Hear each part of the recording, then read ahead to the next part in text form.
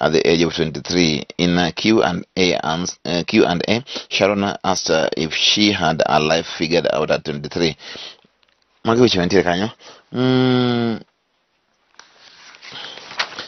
Kane wacho matanga medi bro mana gi kanyo endo onge gi matang meda hinya oboke no endo ka oboke mar ariyo ka endi man the Standard. NIS secrets Ruto takes on Kibishu. Me wach mantiere ni UDA wants NIS complaints board to probe interior PS Karanja Kibishu for abuse of national intelligence to advance partisan political agenda.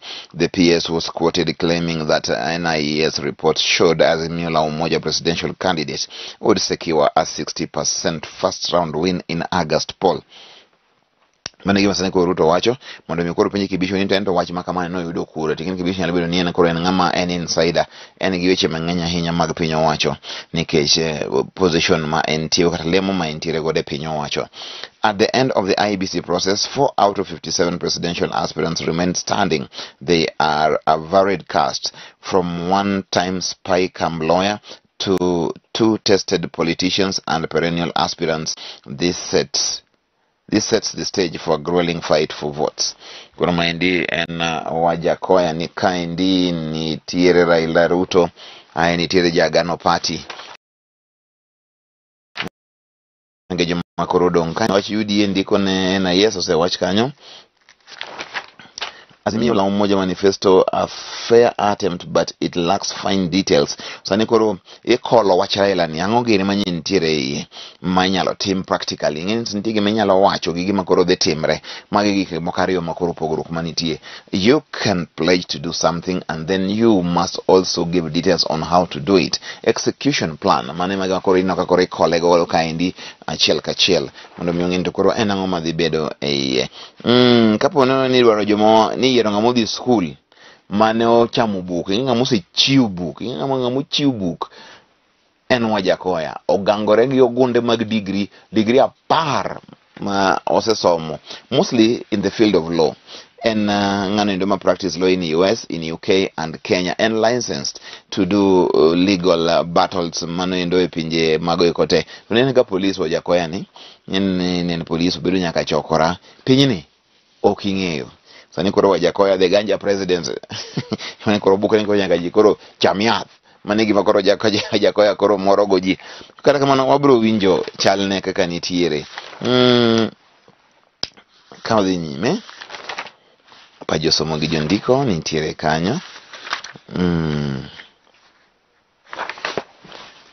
Magi joma koro nyiewo miyo oboke koni gi kocha. Neno ka gintie kaendi Kinyanjui, ne nitiere kaendi Malala, nitiere kaendi Francis Kimemia, Sakaja, Irungu Kang'ata. Magi te joma nyiewo mi mago eko magi certificates magi kod IEBC mondo mi koro giringi kaka governors. Neno wach maber ahinya ni jogo mane otoboa. Newcomers and the veterans battled out for Kiika seat in Nakuru.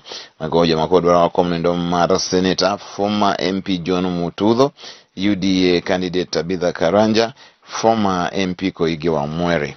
Magoja madobire Senate pa Nakuru. Ka ng'iyo kaendi emna weche mag tuke. Road to Oregon 2022, 6 key talking points with weeks to World Championships. Magi weche mantiere kaendi another 100 meters Olympic champion Jamaica's Elaine Thompson Hera celebrates after winning gold in last year's Tokyo. Thompson bedo a real threat in these championships. Mindy and Elaine Thompson Hera maendi jang'wech ma piny ma Jamaica. Tang'eni kanyo ndo nitie Fraser Price ma pod strong ahinya. Nitiere bende jong'wech mamoko. Kata kamano neno ka koro Omanyala nitiere iye kaendi. Kaka wuon Omanyala nitiere gi tuke go ma bende odhi ringo e gwenge go mag Mauritius. Ang'wang'ia nento odhi bet nade. Chelsea now join Real in chase to sign Man City's Jesus. Kuro wachini ni kapo ni Chelsea osign Jesus maendi nyiso ni koro gibro bedo ka gichule 27 million 0.8 every week. Milion 27 juma ka juma. Mane makoro onibeni koro gimiyo Jesus mano endo mar Man City kaponegi kawe. Sipna nyego picha kata kawacho ni ngeni Mbappe kaponesa nendi koro ikawe tichule 88.1 million juma ka juma to wora ni mano koro menda mano pesa te. Boke ma the Daily Nation achego ka indi Ruto Raila power sharing headache. Sani koro Ruto gi Raila koro gimateka indi ni kaponegi donjo ere kaka kedo miyo jogi te kuonde magitiye. En dhano mang'eny ahinya iparo ni manyalo loso mare kapo ni achiel kuom gi tang'i ombi joma dwa mondo imigi lemo ng'eny malich. Ruto takes on spy agency mana wacho ng'iyo Karua wacho ni Ruto only good at empty promises. Sani koro Martha Karua wacho ni Ruto ber mana mano endo e chiwo singo maonge tiende maonge gimoro amora e iye. Raila, I won't burn mitumba clothes. Raila wacho ni en okobi kumo wach mar uso mboto. Mane wacho kanyo endo. Junior high school, why Magoa's new classes plan falls short. Magoa sani endi ipenjo ni to ekes classes mag junior high school. Sani ng'eny nyithindo kata moro ma kero mo grade 5 kata mondo dhi class 6 idhi gimiluongo ni junior high school. Kalore gi CBC. But to junior high school gi dhi timre mana skunde mantie sani, which means ni class 6 masani gi class 7 gi 8 mago gin junior high school.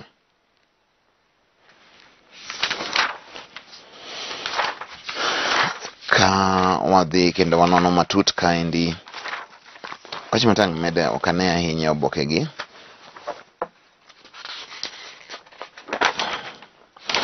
Nyoro nye nitiere ywaruok matek ahinya e od bura kama bende nye nitie joma dwaro mondo mi kik med thuolo ne piny owacho. Sani koro president madhi biro koro nyalo holo nyaka up to 10 trillion. Sani Kenya's debt is standing at 9 trillion. To jomoko wacho ni mano endo is still serviceable kalore kaka Kenya en. Koro nyoro jood bura nyotemo momedo nyaka thuolo ne president mabiro manyien nyalo holo meda nyaka rom 10 trillion. Ting'eni budget marwa every year kang'eny ahinya en 3.3 trillion.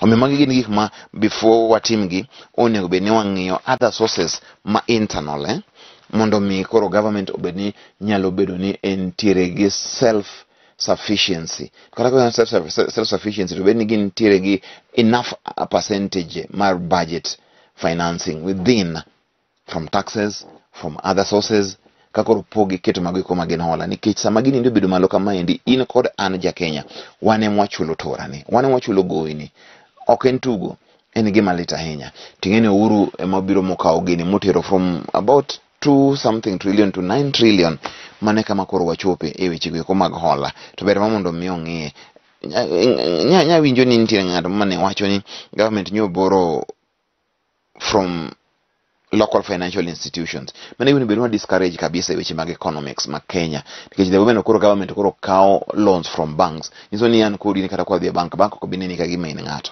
Kenya government kawo loan in terms of billions. In kede mondo mi million mara achiel kata mi 1000 mara 10 baki no ka gima in gima dhi miyo gionge. Omiyo aparo ni onego mano ndo bed looked into wang'iyane ahinya weche mag olo. Gor faced Talanta at Kasarani today with third place in mind. Kawuono Gor tugo kod Talanta mano endo dichieng' ma kawuono mano kawuono chaka saa 9 ang' mabede kanyo endo kawuono mondo wanene game mar Gor gi Talanta ni odhi chal nade.